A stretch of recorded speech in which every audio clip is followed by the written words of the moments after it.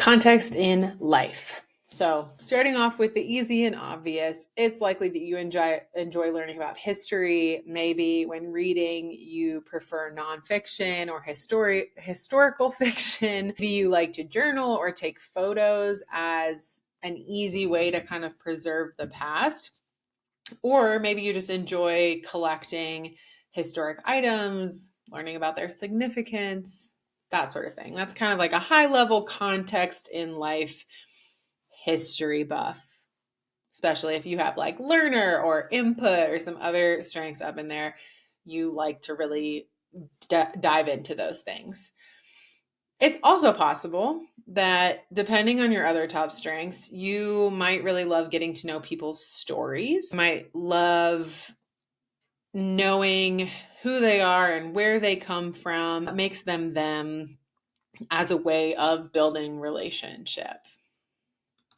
So whether it's kind of understanding how their personalities came about, understanding how they got into doing the work that they do, why they do the hobbies that they do, or why they love dogs and hate cats, or love cats and hate dogs, et cetera, et cetera.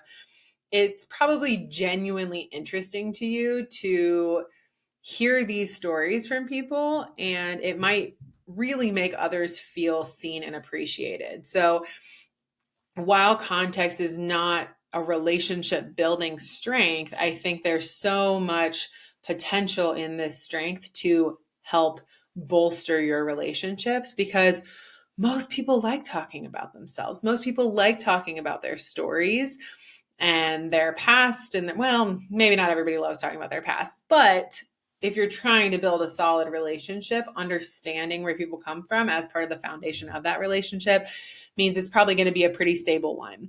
It also means that you might move slow in relationships or in friendship, right? Because you want to know a lot about these people before you kind of hitch your wagon to theirs. So making sure that that's known when you're in kind of the beginning phases of a partnership or even a friendship, of just like, I am a little, I like to learn everything about people, and that takes time.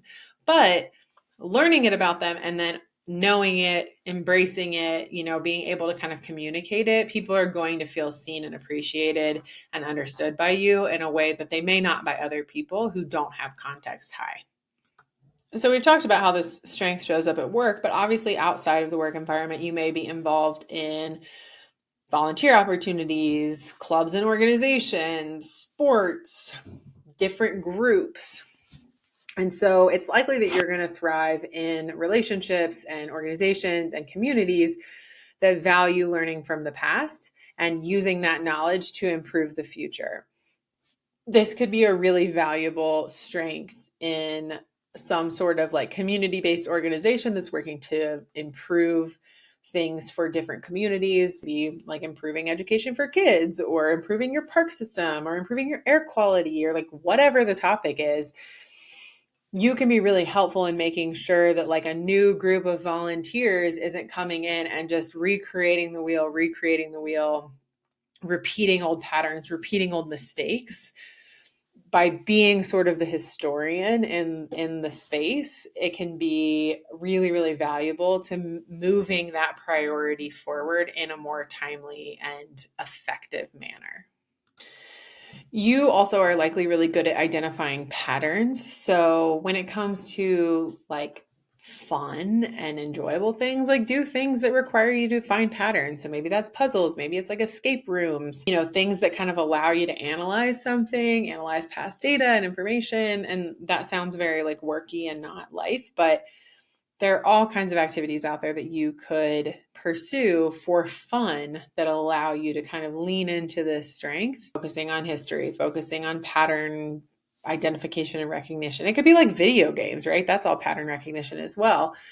So whatever kind of feels like calls to you, it's important to have hobbies. It's important to have things that like bring you joy and relaxation. And so something that involves pattern identifying practices could be one of those things for you. Just something to consider. This is a little bit shorter video, but that is kind of context in life. You can look at the context in works video and use some of that as well to kind of and transition it just into a life context. So make sure you're watching both of those videos. Now we're going to hop into tips and tricks for communication, goal setting, and relationships in the next video for context. So I'll see you over there.